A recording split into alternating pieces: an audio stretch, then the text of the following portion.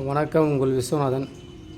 குருன்னா எப்படி இருக்கணும்னா, நம்ம பூர்வ புண்ணியம், பூர்வ கர்மா, ஆத்ம சுத்தி எல்லாம் போக்கக்கூடிய வல்லமை பெற்ற குருவாக தேர்ந்தெடுக்க வேண்டும். அதை நம்மளால் தேர்ந்தெடுக்க முடியாது. ஏன்னா நம்ம மாயையிலே மாட்டிகிட்டு இருக்கோம். அதனால் நம் குருநாதர் சர்க்குரு வடபழனி பரஞ்சோதி பாபா பால்நல்லூர் அமர்ந்தருளிய சர்க்குரு திருவடி சரணம்.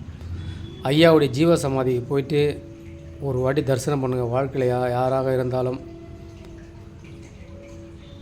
ஐயாவுடைய ஜீவ சமாதி ஸ்ரீபெரும்புதூர் பால்நல்லூரில் இருக்குது.